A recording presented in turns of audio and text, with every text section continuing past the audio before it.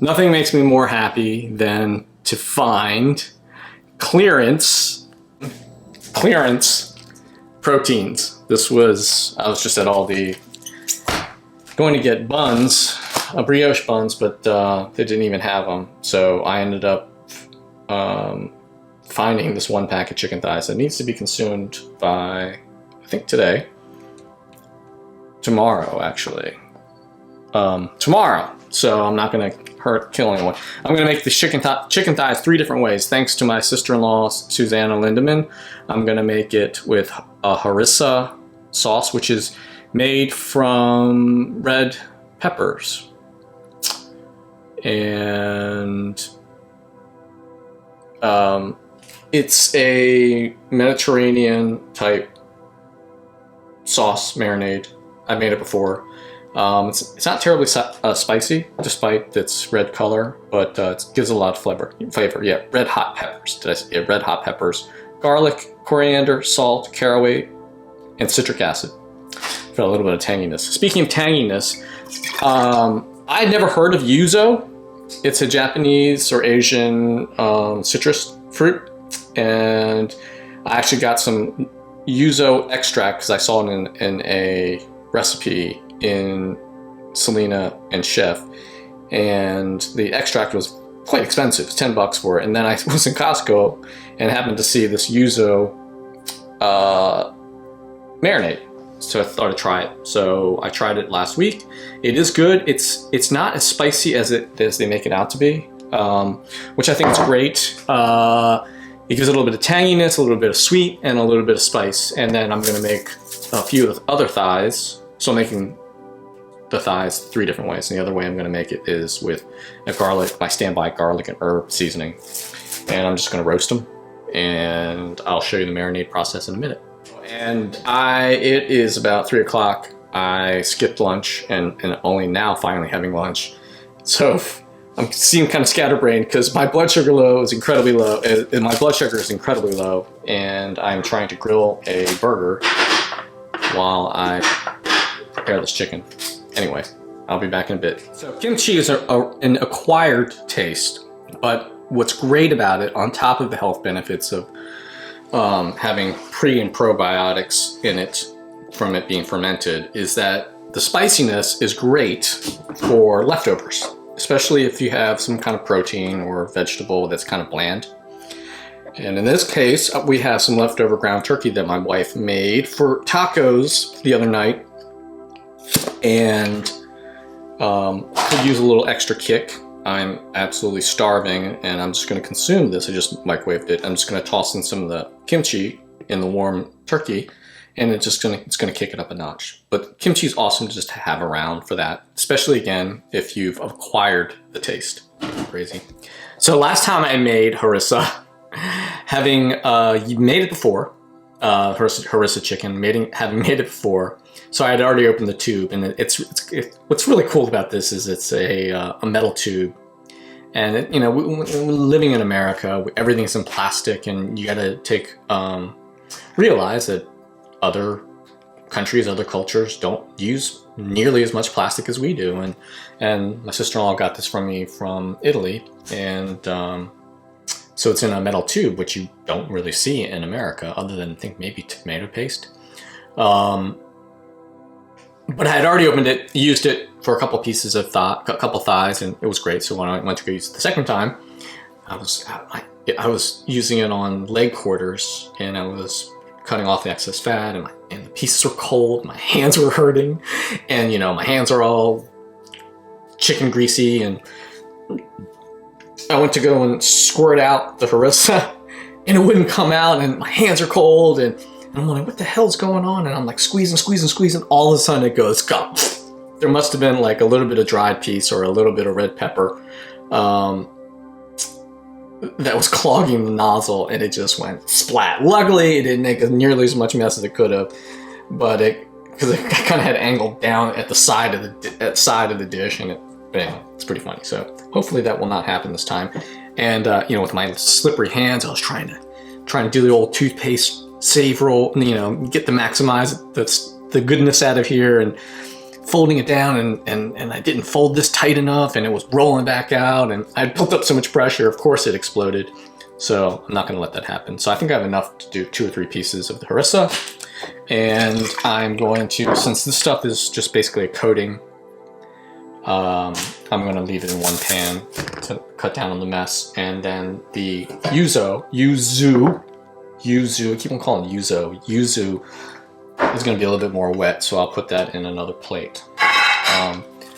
Speaking of plastics, the interesting thing about the shrink wraps that you get now over the last several years is way stronger than the stuff we had when we were kids. Kids being from a 50-year-old. So I'm gonna take out how many pieces? I really should cut some of this fat off because it's kind of gross. And that's the other thing is I've noticed with chicken and chicken processing, which is a crappy job. And I would never wish that on anyone. And thank you to everyone that works in chicken processing plants. I really appreciate it, but you know, they don't butcher nearly as much as they used to, which I understand, and because then you know, you're passing the costs on to the consumer, which is fine, but also you're paying for extra fat and skin that most people don't need. I certainly don't need it. And let me go grab these. And but I just thought it was just kind of interesting now that I've noticed that there's a lot less butchering on chicken, and if you really should kind of take care of it yourself. Really handy thing to have. I'm a stickler for having the right tools, and years ago I bought a bunch of KitchenAid set of shears, and that was probably from Costco. And poultry shears are the bomb. Highly recommend having them in your arsenal because they're very strong. Very strong scissors to cut through through bone and sinew and all kinds of stuff. But one of the downsides of having chicken grease on your hands, it's one of the slipperiest things known to man. So I'm gonna just go cut off some of this extra fat. You know, poultry shears are actually kind of overkill for this, but when you need to cut a backbone on a chicken and you want to spatchcock it or something like that, or debone a chicken, or yeah, really handy to have because you really don't want to beat the crap out of your nice scissors. And the other thing is, so I'm like cutting off all this, and like the camera is exposure. I think it's probably because the sun is really kind of screwing that up. Tough conditions for the camera. Since I'm doing this around 4 o'clock, right? Yeah, so speaking of fat, I love eating skin. Betsy never eats it. She peels it off for me and gives it to me because I love the skin, especially when you roast a chicken really on a really hot grill or in a really hot oven. It gets that super crispy skin without having to deep fry it. Still got the fat, but not the deep fry. So anyway, I'm trying to get rid of some of this excess fat because as good as it is, it's really not good for you. And like I said, this batch I'm going to slather the harissa on and finish using this tube. Okay, so it's for the harissa, to describe what it tastes like. Personally, I actually thought it was kind of like sriracha. And Betsy loves sriracha. She slathers it on everything, which is kind of insulting to the chef, but you gotta do what you gotta do. And that's honestly what the harissa reminded me of. Maybe not as spicy, but it's a great change of pace of trying something different as opposed to my normal garlic and herb seasoning. And here's the other thing is with like how long should you marinate something, or how long should you let something sit? You know, overnight's ideal, but honestly, for me, it's the texture of roasting chicken thighs or roasting a chicken in a really hot oven. You really don't need to do it for very long. You know, I've heard chefs doing basically just rubbing salt and pepper on a bird and roasting it immediately. I've actually done something very similar and really haven't noticed a difference. It's just, again, it's the actual temperature and just getting it really, just getting that texture of the skin that matters the most. The flavor will get in there. Chicken is so good roasted that marinating and adding more to it, particularly thighs, because they're just so flavorful with all the fat. It's really unnecessary, but you kind of, at least I do, I kind of want to feel like I'm doing a little extra to increase my chances of having a good dinner. But honestly, if I just threw these things in a hot ass grill right now with a little bit of salt and a little bit of pepper, I'm sure it probably tastes just as good as had I marinated overnight. But like I said, overnight's good. And here's the other tip that I'll show you in a minute is with skin, again, back with the crackle, the texture of roasted skin is to increase your chances of having a good crispy skin is to let it air dry. Especially if you don't have access to a very hot grill or oven, or you don't want to smoke out your place. Letting the skin dry out, air dry in the refrigerator, skin side up, should in theory help. Definitely doesn't hurt. So just to give you an idea of me, as I've been blathering on, that's how much skin is on here, and I would hazard to guess. Actually, let's be scientific about this.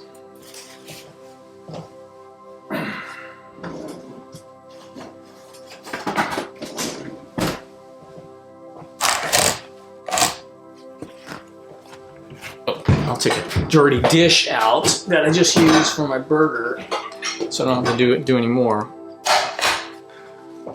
Tear that. Hello. What's up? Okay. Change the unit to pounds, just for giggles. Just figure out how much fat we just cut out of here. And I didn't go nuts. I just took off just like the big flappy pieces and the obvious bits of fat that was just hanging out on the skin. That was easy to get to, the biggest pieces. And that was literally 10 ounces of fat. So when you're buying, even at 50% off, 7.35 pounds of chicken, 10 ounces of that was fat, and I could have taken off a lot more, really. If I didn't want to bore you guys. I mean, that...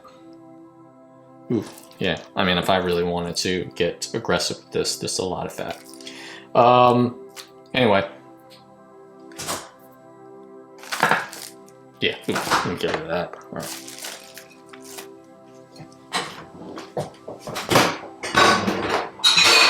Hopefully I'll edit all this stuff and not boring the crap out of people. So let me do this. Let me wash my hands. One of my projects that I want to do when I come home from Ninja Warrior, and meant to do it this winter but never got around to it, is to add a second sink to our butcher block countertop. Because even with just 2 people cooking in here, it gets congested right there. Betsy stands there and cooks or prepares stuff, and I'm trying to cook something, and it just gets kind of a mess, and it kind of screws up the workflow. So I'm just trying to make sure what the spread is here. So since I want to use up this harissa, let's see how many pieces I can coat. And what I do is I just kind of coat it on here and hope it doesn't get clogged again. Yep, there it is. That'd be kind of funny if I had this thing explode again. Yeah, so what I'm going to do is take a knife and open this hole up.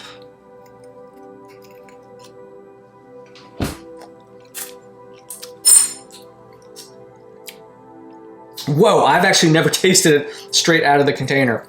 Oh, that's really spicy. Ooh. So I'm getting coated on the skin.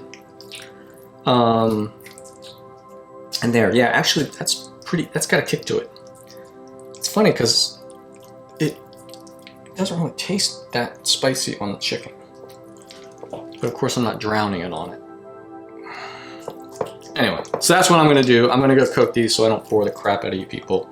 And then later on tonight before dinner, I'm gonna go work out, and then I'm going to roast these for, they're not that big a piece, not that big of pieces. I'm going to roast these for 27 to 30 minutes. That's not precise, at about 450 degrees on a griddle that's made of aluminum. They're technically called grill grates. And why I'm telling you that is because since they're made of aluminum, I actually still got a lot left in here. I'm going to make them all harissa. Go all the way. The aluminum transfers heat very, very quickly, and so it actually reduces the amount of heat you actually need to use and reduces the amount of cooking time. So that's why I love cooking on the grill grate griddles. And wow, this is actually going a long way. I'm actually going to have some left over. Yeah. Okay, anyway, so this is going to be 6 pieces of harissa chicken that I can still probably cook a couple more. And I'm going to put yuzu on the other one. Leave the skin side up, like I said, to try to air them out and air dry them in the refrigerator. And then I am going to, like I said, grill them. So the yuzu, might as well do this. If the exposure's not too screwed up, I should shake it because there's a lot of stuff in here, and shaking it is a good idea. Yeah, I mean, as soon as I actually open this, you can smell how spicy it is. Whoa. And here's the thing about marinating stuff. You don't need to drown it. You just need to coat the skin. So even when I started cooking years ago, I used to think, well, more is better, but it's really not. It's like, it's only, whatever you're marinating, there's only so much it can absorb. So by adding so much fluid to it, doesn't necessarily make it penetrate any further or any more into the protein. So save yourself some money and just put enough to coat the pieces, and that is enough, as opposed to drowning it in. This is a 31-ounce bottle, and instead of using, I'm going to use just a tiny little bit, because otherwise you're going to throw it away anyway, especially with chicken. So anyway, I'll be back in a little while. This is yuzu. I'll be back in a little while to go and cook this. Okay, so part of cooking outdoors is starting the grill. And pardon bad lighting, it's kind of hard because I gotta have that light to cook with. Let me set this down. Oh, and so the joys of a home ownership. I've had this annoying water leak under my sink that I could not figure out, and I was certain it couldn't have been the drain, but turns out it was the drain. It was like a 60-year-old, maybe even 40-year-old solder connection that eventually started leaking when we would run the drain, run the sink. So frustrating. But that's the joys of home ownership anyway. And another joy of home ownership is dealing with rodents.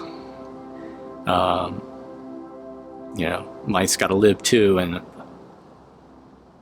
I've gotten lucky over the years that they haven't really had an affinity for the grease in my grill, but I've had to be more diligent about taking care and keeping my grill clean anyway.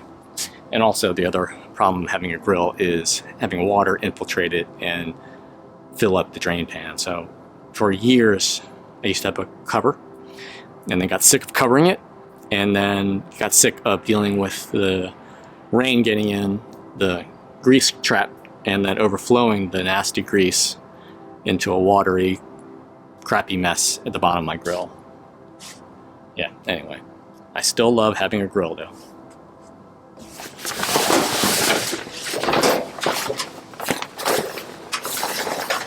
And I just gotta be careful that I don't catch my grill cover on fire. And so anyway, I like to heat my natural gas grill to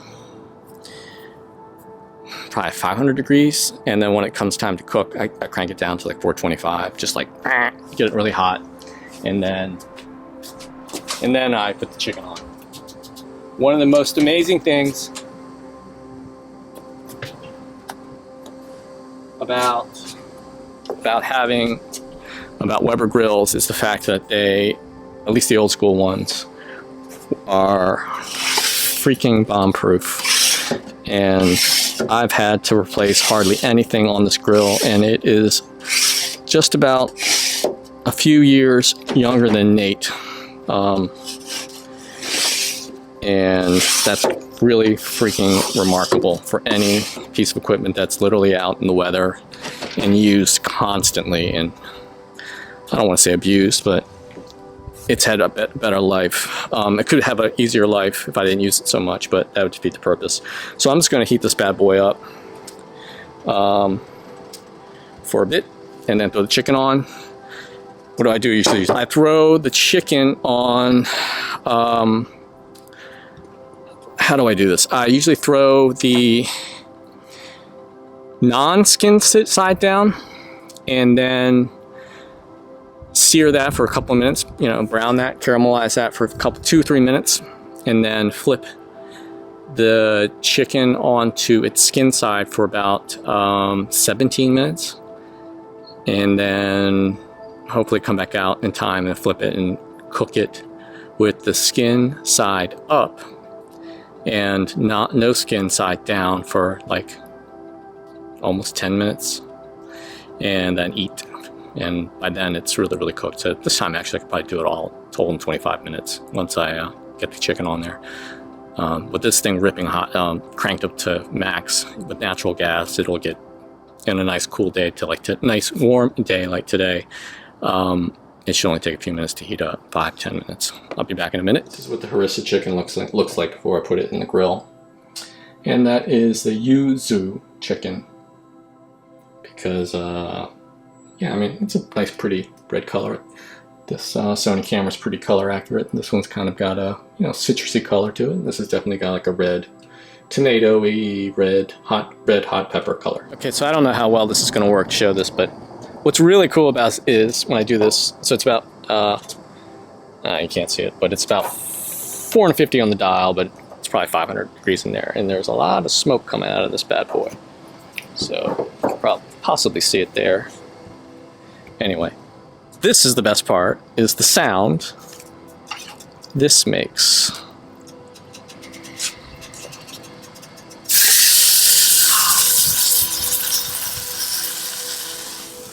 Anyway, that is, I'm making 10 pieces of chicken, which is a lot for 2 people, but I'm going to give some of this to my mom. And I'm going to eat a lot of it for lunch for the next couple of days. It makes a great, easy lunch for me. So I am going to kill the camera so I don't, so I can start my stopwatch. That just sounds nice, doesn't it? The searing sound. And you can get one little shot of all of the pieces of chicken. Isn't that nice? Yeah, so let me start my stopwatch. Okay, so time check, that's about 3 minutes. And I'm going to show you what the bottom looks like. Yeah, unfortunately, see that. Nice and brown, trust me. Yes. If this actually works out pretty good as far as filming, I'll be shocked because this is very challenging light conditions. So the neat thing about the Yuzu versus the Harissa is that the Harissa browns more, which is just kind of shocking because you think the Yuzu has more sugar in it, and or rather there's a more of a red color, obviously, because it's, you know, a red pepper sauce, but you can see the difference. I don't know if you can see the difference here, but frankly, I think the Harissa ones look more appetizing because they have that nice color. I'll be back in about 20 minutes. One important thing that I almost forgot to do was turn the temperature down. That's just the problem when you try to film yourself and you're not used to doing it while you cook. That would have been kind of pretty bad because we would have had charcoal pucks instead of chicken thighs for dinner. So I cranked down the heat. These pieces aren't that big. I guess they didn't have as many hormones at the chicken farm as they used to. Anyway, I'll be back in about 20 minutes. Narcissism. I was filming a workout video. I forgot about my chicken. Oh, this looks awesome. Okay. So the problem with high temp cooking is if you have any sugar in your food, it's going to burn. The sugar at that high of a temp is going to burn. But my God, these look amazing. I'm not just saying that because I'm filming this. Normally my stuff ends up being burnt, but that's just freaking gorgeous. Yeah, it usually doesn't turn out that well. Yeah, so I'm gonna let that sit on the non-skin side for about 5 more minutes, and then we'll eat. It's turned out really well. This is the Yuzu. Let's see the difference. Oh, nice. And then that's the Harissa. Okay, nice. And that's the beautiful wife. Hello. Anyway, bon appetit.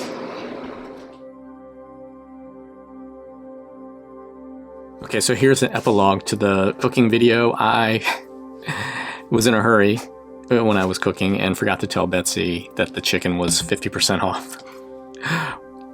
Which was good because after we were done eating, that's when I remembered and had to tell her after I put the dishes away. Well, after I put my dishes away, that, hey, honey, by the way, the chicken was on clearance, and she put her head down. Anyway, she said she's glad that I told her after the fact and not before, and that the chicken was, in fact, delicious. So, score on 2 accounts, a delicious, affordable dinner, and, yeah. High roast temp chicken is the bomb. Thanks for watching, and see you soon.